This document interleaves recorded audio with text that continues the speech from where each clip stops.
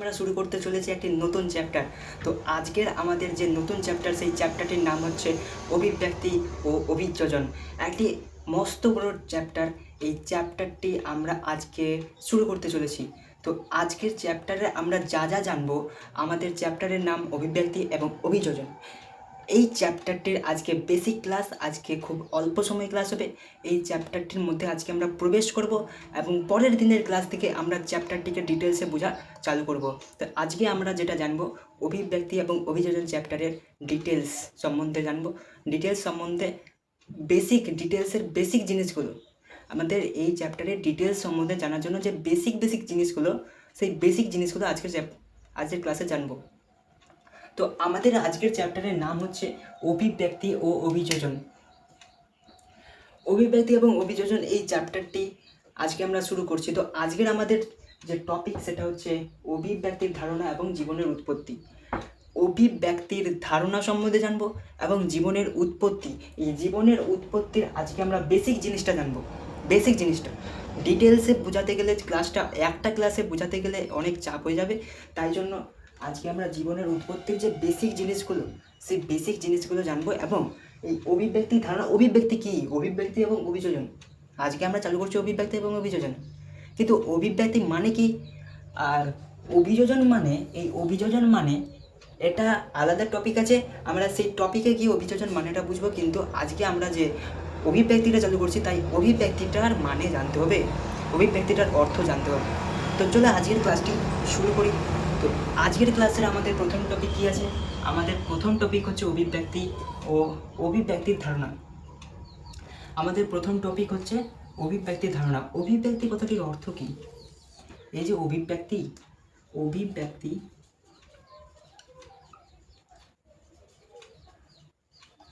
কথার অর্থ, অভিব্যক্তি কথার অর্থ কী? চ্যাপ্টারটার মধ্যে কি আছে, কি পড়বো এই চ্যাপ্টারের মধ্যে? অভিব্যক্তি ও অভিযোজন চ্যাপ্টারের মধ্যে যে অভিব্যক্তি শব্দটি আছে, অভিব্যক্তি শব্দটির কথার অর্থ, অভিব্যক্তি শব্দটির অর্থ হলো দীর্ঘ সময় ধরে জীবের পরিবর্তন।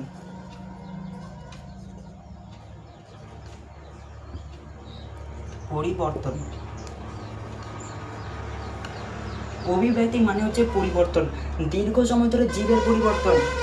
অভিব্যক্তি কথাটির হলো দীর্ঘ সময়কাল ধরে জীবের পরিবর্তন। মানে আমাদের মানুষের মধ্যে আমরা যে এই বর্তমানে আধুনিক মানুষ হয়ে দাঁড়িয়েছি, পৃথিবীর সবথেকে শ্রেষ্ঠ জীব হলো মানুষ। মানুষটা তো এমনি প্রথমেই মানুষ থেকে সৃষ্টি হয়নি। কারণ প্রথমে কী ছিল? বাদর ছিল। বাদর থেকে ধীরে ধীরে ডেভেলপ হতে হতে আজকে আমরা এই আধুনিক মানুষে পরিণত হয়েছি। তো এই যে বাদর থেকে আধুনিক মানুষ পর্যন্ত এই যে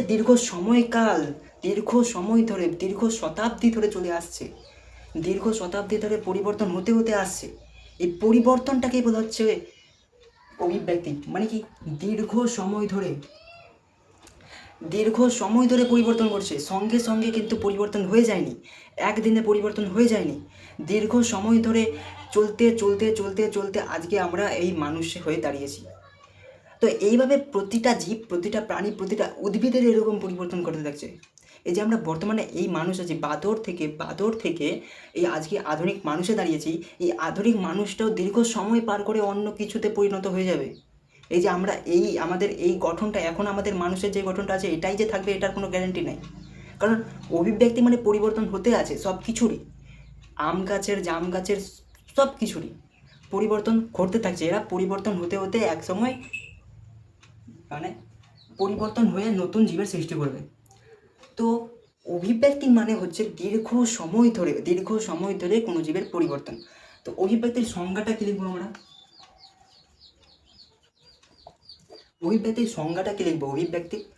অভিব্যক্তির যে সংজ্ঞা, এই সংজ্ঞাটা হচ্ছে খুবই গুরুত্বপূর্ণ না। অভিব্যক্তির সংজ্ঞা খুবই গুরুত্বপূর্ণ না, কারণ অভিব্যক্তির সংজ্ঞা কোনোদিন জিজ্ঞেস করে না। তো অভিব্যক্তির সংজ্ঞাটা আমরা যেটা লিখবো, সেটা হচ্ছে যে এই পরিবর্তনটা ধীর গতিতে ঘটছে। পরিবর্তনটা কীরকম গতিতে ঘটছে? ধীর গতিতে। মানে পরিবর্তন তো হচ্ছেই, কিন্তু পরিবর্তনটা এতটাই ধীর গতিতে হচ্ছে যে মানে মানে এক ক্ষুদ্র সময়ের মধ্যে বোঝা সম্ভব নয় যে পরিবর্তন ঘটছে, জিনিসটার মধ্যে কোনো কিছু পরিবর্তন ঘটছে, ধীর গতিতে পরিবর্তন ঘটছে, যে ধীর ধীর কিন্তু অবিরাম। অবিরাম অবিরাম মানে কি? বিরাম মানে বিশ্রাম, বিশ্রাম, কোনো বিশ্রাম নাই। সেই যে মানে মানুষটির উদাহরণস্বরূপ যদি বলি, যে মানুষটি সেই প্রথম থেকে হাঁটতে চালু করেছে, এখনও হেঁটেই যাচ্ছে, হেঁটেই যাচ্ছে। তো ওই যে শুরু করেছে হাঁটতে এবং এখনও হেঁটেই যাচ্ছে, আর কবে যে থামবে কোনো থামার নাম নেই, হেঁটেই চলেছে। তো অবিরাম হাঁটা, একে বলা হচ্ছে অবিরাম। অবিরাম কথার অর্থটা হচ্ছে না থেমে, অবিশ্রাম অনুযায়ী, কোনো থামাথামি সিন নাই, একেবারে চলতে আছে। তো ধীর, পরিবর্তনটা ধীর কিন্তু অবিরাম, ধীর গতিতে তো হচ্ছে কিন্তু অবিরাম পদ্ধতিতে, থামছে না, ধীর গতিতে হচ্ছে কিন্তু থামছে না, ও গতিশীল। তুমি এখন বলবে দাদা এখানে বললে ধীর, এখানে বলছো গতিশীল, মানে কি? মানে যে ধীর কিন্তু অবিরাম পদ্ধতিতে হচ্ছে, এই ধীর এবং অবিরাম পদ্ধতিতে যে পরিবর্তনটা ঘটছে, সেই পরিবর্তনটা গতিশীল, পরিবর্তনটা কিন্তু গতিশীল, পরিবর্তন কিন্তু ঘটছেই, সেটা ধীর এবং অবিরাম পদ্ধতিতে কিন্তু গতিশীল। সেটার তো একটা গতি আছে, যে কিছুরও একটা তো গতি থাকে, যে কিছুর একটা তো গতি থাকে, সেটা ধীর গতি এবং সেটা দ্রুত গতিও হতে পারে, কিন্তু গতি তো আছে, এটাকেই বলছে গতিশীল। ধীর, অবিরাম ও গতিশীল পরিবর্তন দ্বারা,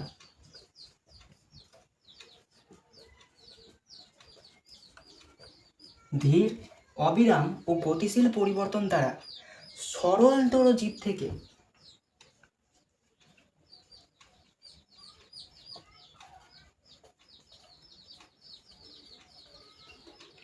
সরল, প্রথমে জীবটা ছিল সরল, সরল সিধাসাটা, তো সরলতর জীব থেকে জটিল ও উন্নতর,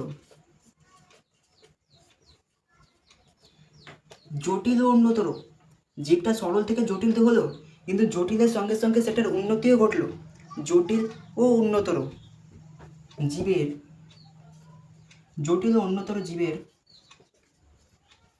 কি বলছে, জটিল ও উন্নতর নতুন প্রজাতির উদ্ভবকে,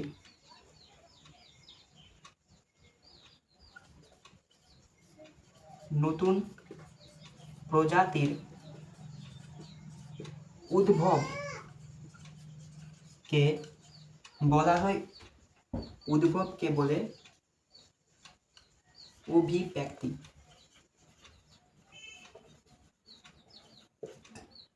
তো অভিব্যক্তি কাকে বলবো, অভিব্যক্তির সংজ্ঞাটা কি দেখলাম আমরা, নাকি যে ধীর, অবিরাম ও গতিশীল পরিবর্তন দ্বারা সরলতর জীব থেকে জটিল ও উন্নতর নতুন প্রজাতির উদ্ভব ঘটে, তাকে বলা হয় অভিব্যক্তি। নতুন প্রজাতির উদ্ভবকে বা আশাকে বলা হয় অভিব্যক্তি। তো এটাই হচ্ছে অভিব্যক্তির ধারণা, এটাই অভিব্যক্তি। অভিব্যক্তির ধারণা কি এটাই, অভিব্যক্তি মানে এটাই, অভিব্যক্তির সংজ্ঞা এটাই। অভিব্যক্তির অর্থ হচ্ছে দীর্ঘ সময় ধরে পরিবর্তন, দীর্ঘ সময় ধরে কোনো জীবের পরিবর্তন, দীর্ঘ সময়কাল ধরে এখানে জীবটা সৃষ্টি হলো। এবার এখান থেকে যত দিন যাবে, যত দিন বাড়বে এটার কিন্তু পরিবর্তন ঘটতে থাকবে। জীবটার, এটা কি একটা জীব, সেটা উদ্ভিজ জীব হতে পারে, প্রাণীজ জীবও হতে পারে, এটার যত দিন বাড়বে তত কিন্তু পরিবর্তন হতেই থাকবে, তত পরিবর্তন হতে থাকবে। যেমন আমাদের মানুষের ক্ষেত্রে, মানুষরা প্রথমে কি সৃষ্টি হয়েছিল, প্রথমে বাদর হয়ে সৃষ্টি হয়েছিল, তারপরে সেটা ধীরে ধীরে ধীরে ধীরে বর্তমানে আধুনিক মানুষে দাঁড়িয়েছে, এবং এই পরিবর্তনটা এখনও ঘটছে, এখনও পরিবর্তনটা আমাদের মানুষের মধ্যে ঘটছে, কিন্তু আমরা সেটা বুঝতে পারছি না, আমরা সেটা বুঝতে পারছি না। যত দিন যাবে, যত সময় বাড়বে, এই ধীরে ধীরে পরিবর্তন হতে হতে অন্য সময় একটা মানুষ থেকে আরও কিছু তৈরি হয়ে যেতে পারে, মানুষের মডেলটা পাল্টে যেতে পারে। তো এটাই হচ্ছে অভিব্যক্তির ধারণা, এটাই হচ্ছে অভিব্যক্তির সঙ্গে। এবার এর একটা গুরুত্ব আছে, অভিব্যক্তি তো ঘটছে, গুরুত্ব কোনো কিছুর না থাকলে কি কোনো কিছু ঘটে? অভিব্যক্তি যে ঘটছে, অভিব্যক্তির গুরুত্ব কি, অভিব্যক্তি ঘটার কারণ কি?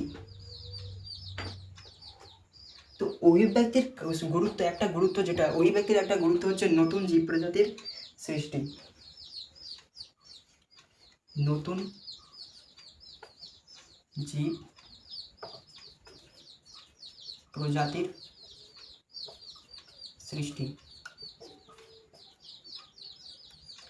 নতুন জীব প্রজাতির সৃষ্টি মানে অভিব্যক্তি ঘটছে, অভিব্যক্তি ঘটার কী কারণ?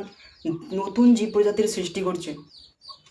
একটা জীব যেটা সৃষ্টি হওয়ার পর যেরকম ছিল সেটা পরিবর্তন হতে হতে হতে হতে একসময় একটি নতুন মডেলে পরিণত হচ্ছে। তো নতুন কি হচ্ছে? নতুন জীব প্রজাতির সৃষ্টি হচ্ছে। এই কারণে এটাই হচ্ছে একটি অভিব্যক্তির গুরুত্ব, যে অভিব্যক্তি ঘটছে বলেই জীব প্রজাতির একটি নতুন উদ্ভব করছে, জীব প্রজাতির একটি নতুন মডেল তৈরি হচ্ছে। তো অভিব্যক্তি না থাকলে তো এসব সৃষ্টি হতো না, যেরকম সে প্রথমে ছিল সেরকম আজও থাকতো। তো পরিবর্তন করছে অভিব্যক্তির মাধ্যমে। তো অভিব্যক্তির এটাই হচ্ছে একটা মেন গুরুত্ব। তো এই হচ্ছে অভিব্যক্তির ধারণা। তো আমাদের অভিব্যক্তি বলে আমরা যেটা জানবো, অভিব্যক্তির মানে সহজ কথায় যদি বলতে যাই, যে কোনো জীব প্রথমে যেটা ছিল সৃষ্টি হওয়ার পর যেটা আছে সেটা ধীরে ধীরে সেই যত সময় বাড়বে সেই জীবের পরিবর্তন ঘটতে থাকবে। সেটার পরিবর্তন করবে না, কিন্তু তার বংশ বিস্তারের মাধ্যমে পরিবর্তন করবে। সেটা থেকে একটি নতুন অপত্য জীবের সৃষ্টি হবে। সেটা থেকে সেই প্রথম অপত্যজন্য থেকে আবার দ্বিতীয় অপত্যজন্য, দ্বিতীয় থেকে তৃতীয়, এইভাবে হতে হতে হতে হতে একসময় জীবের যে ধীরে ধীরে পরিবর্তন ঘটতে একটি নতুন জীবের সৃষ্টি হচ্ছে, নতুন প্রজাতির সৃষ্টি হচ্ছে। এই নতুন প্রজাতির সৃষ্টি হওয়াকে বলছে অভিব্যক্তি। তো এটাই হচ্ছে অভিব্যক্তির ধারণা। এবার অভিব্যক্তির ধারণা সম্বন্ধে জানলাম। অভিব্যক্তি, আমাদের চ্যাপ্টারের নাম হচ্ছে অভিব্যক্তি অভিযোজন। অভিব্যক্তি সম্বন্ধে তো জানলাম। তো এবার অভিব্যক্তিতে কি পড়ানো হবে? অভিব্যক্তিতে আমরা কি পড়বো? তো প্রথম আমাদের অভিব্যক্তির যে টপিক সেটা হচ্ছে জীবনের উৎপত্তি। আমরা কি জানি যে আমাদের পৃথিবীতে প্রথমে তো একেবারে জীব প্রজাতির সৃষ্টি হয়নি। প্রথমে পৃথিবীটা কি ছিল? পৃথিবী একদম প্রাচীনকালে, পৃথিবীর সৃষ্টির পূর্বে পৃথিবী কি ছিল? নাকি উত্তপ্ত লাভা ছিল। সেটা ধীরে ধীরে উত্তাপ কমতে পাথরে পরিণত হয়, পাথর থেকে মাটি সৃষ্টি হয়, মাটি থেকে বিভিন্ন শৈবালের সৃষ্টি হয়, শৈবাল থেকে তারপরে অক্সিজেনের সৃষ্টি হয়, তারপরে জলীয় বাষ্পের সৃষ্টি হয়, জলীয় বাষ্প থেকে বৃষ্টি হয়, বৃষ্টির মাধ্যমে এভাবে ধীরে ধীরে বিন্দু জল দিয়ে ধীরে ধীরে সমুদ্রের তৈরি হয়। সমুদ্র থেকে নতুন জৈব রাসায়নিক পদার্থ সৃষ্টি হয়, সেই রাসায়নিক পদার্থ থেকে নতুন উদ্ভিদের সৃষ্টি হয়, তারপরে আবার ধীরে ধীরে অক্সিজেনের মাত্রা বাড়তে থাকে। এইভাবে চলতে ধীরে ধীরে এককালে আমাদের জীব প্রজাতি সৃষ্টি হয়েছে। জীব প্রজাতি কিন্তু একেবারে সৃষ্টি হয়ে যায়নি, এটার পরিবর্তন হতে হতে হতে হতে আজ বর্তমানে যেটা দেখছি সেটা আমাদের নতুন একটি জীব প্রজাতি, আধুনিক জীব প্রজাতি। তো এই হচ্ছে জীবনের উৎপত্তি। তো জীবনের উৎপত্তি কিভাবে ঘটলো? আমাদের পৃথিবীতে জীবনের উৎপত্তি কিভাবে আসলো? জীবের উৎপত্তি কিভাবে আসলো? জীবের সৃষ্টি কোথা থেকে হলো? তো জীবনের উৎপত্তির জন্য এই জীবনের উৎপত্তি আমরা যদি পড়তে চাই, এই সম্বন্ধে যদি আমরা গবেষণা করতে চাই, এই সম্বন্ধে যদি আমরা জানতে চাই, তো এসব কিছু জানার জন্য যারা সাহায্য করেছিলেন তাদের নাম হচ্ছে বিজ্ঞানী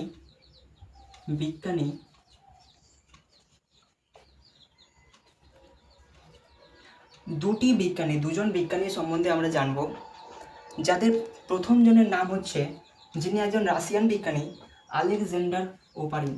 প্রথম জন হচ্ছেন নামটা কি আছে? আলেকজান্ডার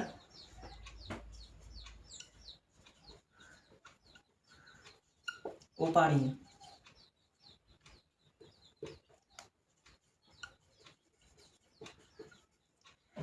আলেকজান্ডার ওপারিন ইনি একটা গ্রন্থ রচনা করেন। সেখানে জীবনের উৎপত্তি কিভাবে হয়েছিল তার মতবাদ অনুযায়ী তিনি সেখানে ব্যাখ্যা করেন।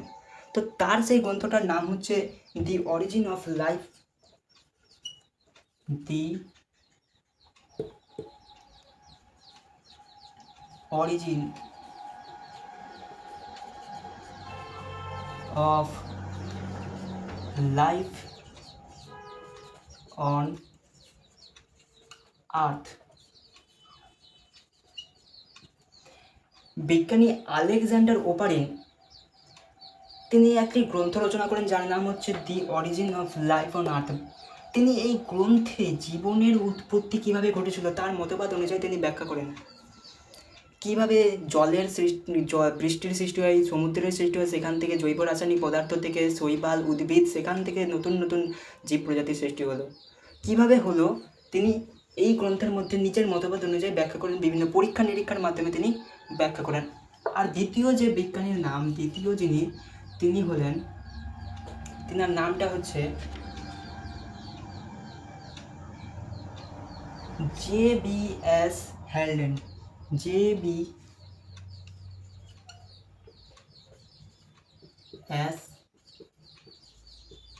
হ্যালডেন। বিজ্ঞানী J.B.S. হ্যালডেন তিনিও একটি গ্রন্থ রচনা করেন। তার গ্রন্থটির নাম হচ্ছে রেশনালিস্ট অ্যানুয়াল। রেশনালিস্ট অ্যানুয়াল।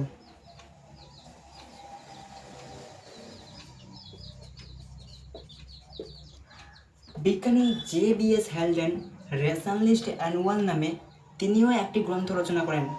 এখানে তিনিও জীবনের উৎপত্তি সংক্রান্ত নিজের মতবাদ দেন। বিভিন্ন পরীক্ষা নিরীক্ষার মাধ্যমে তিনি ব্যাখ্যা করেন কিভাবে জীবনের উৎপত্তি ঘটেছে, কিভাবে জীব থেকে উদ্ভিদের সৃষ্টি হয়েছে, কিভাবে নতুন নতুন জীবের সৃষ্টি হয়েছে, কিভাবে তাদের পরিবর্তন ঘটেছে। তো জীবনের উৎপত্তি সংক্রান্ত ধারণা কে দেন? বিজ্ঞানী আলেকজান্ডার ওপারিন, বা শুধুমাত্র ওপারিন বললেও হবে।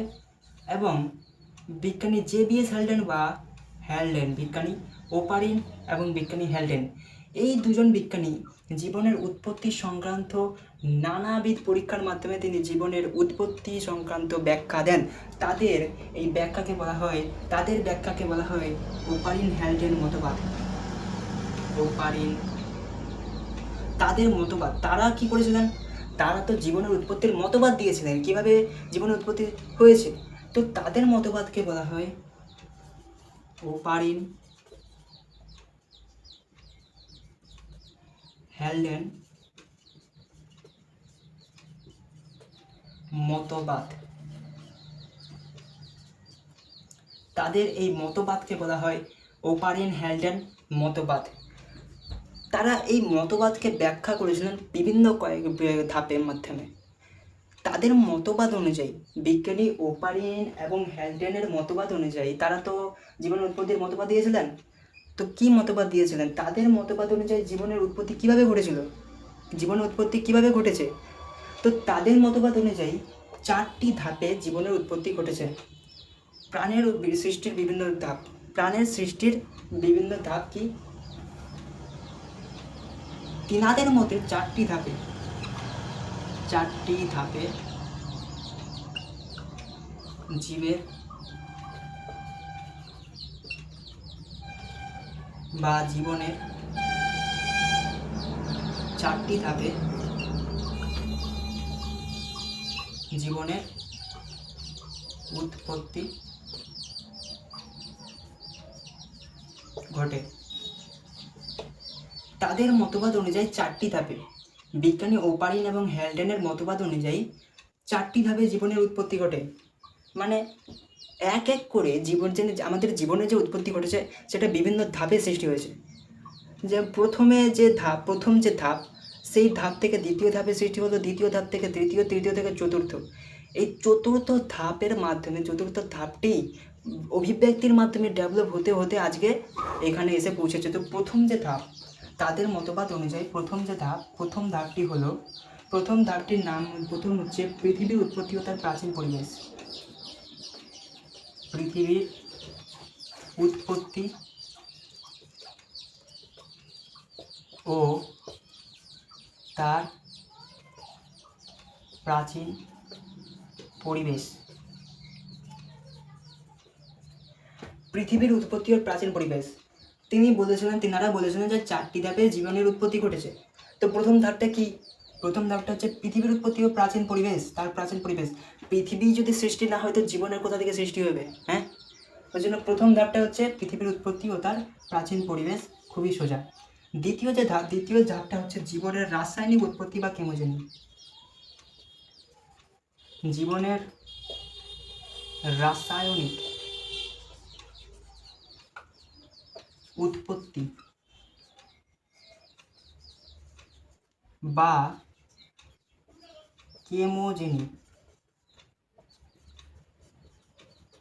আজকে আমরা এই ধাপগুলো সম্বন্ধে জানবো এবং ধাপগুলোর মিনিংগুলো জানবো।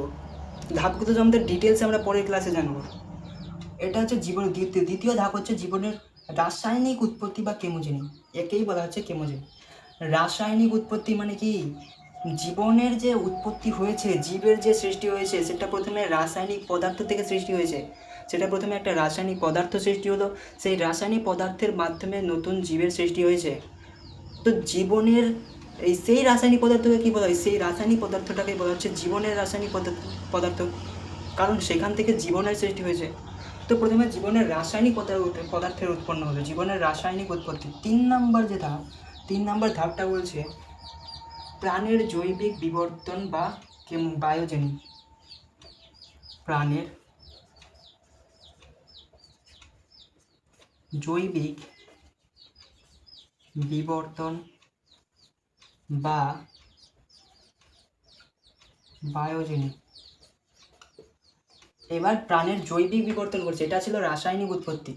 রাসায়নিক উৎপত্তি হলে সেখান থেকে জীবের সৃষ্টি হয়ে গেল। এবার জীবনের জৈবিক বিবর্তন ঘটবে, মানে দেহের সৃষ্টি হবে, উদ্ভিদের পাতা গাছগাছালি এইভাবে উদ্ভিদের সৃষ্টি হবে। তো জীবনের কি করছে, প্রাণ এক একটা যে প্রাণ সৃষ্টি হলে প্রাণগুলির জৈবিক বিবর্তন ঘটছে। তৃতীয় ধাপটা বলছে এটা, আর একেই বলা হচ্ছে বায়োজেনি। লাস্ট যে চতুর্থ ধাপটা হচ্ছে ইউক্যারিওটিক কোষের আবির্ভাব। ইউক্যারিওটিক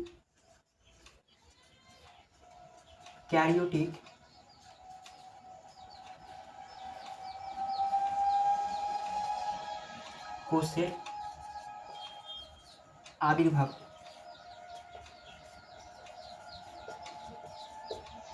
তো দেখো প্রথম থেকে 4টি ধাপ। তো আরেকবার বলে দিই যে জীবনের উৎপত্তির ধারণা দেন বিজ্ঞানী আলেকজান্ডার ওপারিন এবং জেবিএস হ্যালডেন। আলেকজান্ডার ওপারিনের গ্রন্থের নাম হচ্ছে দি origin of life on earth, এবং বিজ্ঞানী হ্যালডেনের যে গ্রন্থ সেটা হচ্ছে রেশনালিস্ট অ্যানুয়াল। তিনাদের নিজস্ব গ্রন্থের মধ্যে জীবনের উৎপত্তি সংক্রান্ত নিজেদের মতবাদ ব্যাখ্যা করেন, আর তাদের এই মতবাদকে বলা হচ্ছে বিজ্ঞানী ওপারিন হ্যালডেন মতবাদ। তাদের মতবাদ অনুযায়ী 4টি ধাপে জীবনের সৃষ্টি হয়েছে। কি 4টি ধাপে জীবনের সৃষ্টি হয়েছে। যে প্রথমটা বলছে পৃথিবীর উৎপত্তি ও তার প্রাচীন পরিবেশ, মানে প্রথমে পৃথিবীর সৃষ্টি হলো, তার প্রাচীন পরিবেশ সম্বন্ধে তিনি জানিয়েছেন। দ্বিতীয় হচ্ছে জীবনের রাসায়নিক উৎপত্তি বা কেমোজেনি, মানে জীবনের রাসায়নিক উৎপত্তি ঘটলো, যেখান থেকে নতুন জীবের সৃষ্টি হবে, সেই রাসায়নিক পদার্থকে বলা হচ্ছে জীবনের রাসায়নিক উৎপত্তি বা কেমোজেনি। তৃতীয় বলছে প্রাণের জৈবিক বিবর্তন, রাসায়নিক পদার্থ থেকে যে প্রাণ সৃষ্টি হলো, যে জীবের সৃষ্টি হলো, তার জৈবিক বিবর্তন ঘটবে। আরেকটা কথা এখানে আমি বলতে ভুলে গেছি যে অভিব্যক্তি। এই অভিব্যক্তি কথার অর্থ কী, মানে কথার অর্থ তো বলে দিয়েছি। অভিব্যক্তির আরেক নাম হচ্ছে অভিব্যক্তি বা বিবর্তন। অনেক সময় বলবে দেখবে বিবর্তন, তখন আবার ঘাবড়ে যাবে না যে বিবর্তন আবার কি। অভিব্যক্তিরই আরেক নাম হচ্ছে বিবর্তন, অভিব্যক্তিকেই আরেক নাম হচ্ছে বিবর্তন। তো এই হচ্ছে 3 নম্বর যে ধাপ, সেটা হচ্ছে প্রাণের জৈবিক বিবর্তন, মানে অভিব্যক্তি ঘটছে, বিবর্তন ঘটছে, পরিবর্তন ঘটছে। চতুর্থ ধাপটা বলছে ইউক্যারিওটিক কোষের আবির্ভাব। ইউক্যারিওটিক কোষ কি সেটা আমরা যেদিন ডিটেলসে আলোচনা করবো সেদিনই জানতে পারবো। তো আপাতত আজকের মতো আমরা যেটা জানলাম যে অভিব্যক্তি সম্বন্ধে জানলাম এবং জীবনের উৎপত্তি কীভাবে ঘটেছে সেটার ওপর বেসিক জিনিসগুলো জানলাম। এর পরের দিন এই 4টা ধাপই দুটো করে ডিটেলসে জানবো, মানে একটা ক্লাসে প্রথম দুটো, দ্বিতীয় ক্লাসে বাকি দুটো। তো এগুলো আমাদের ডিটেলসে জানতে হবে, কারণ এগুলোই কিন্তু ইম্পর্টেন্ট।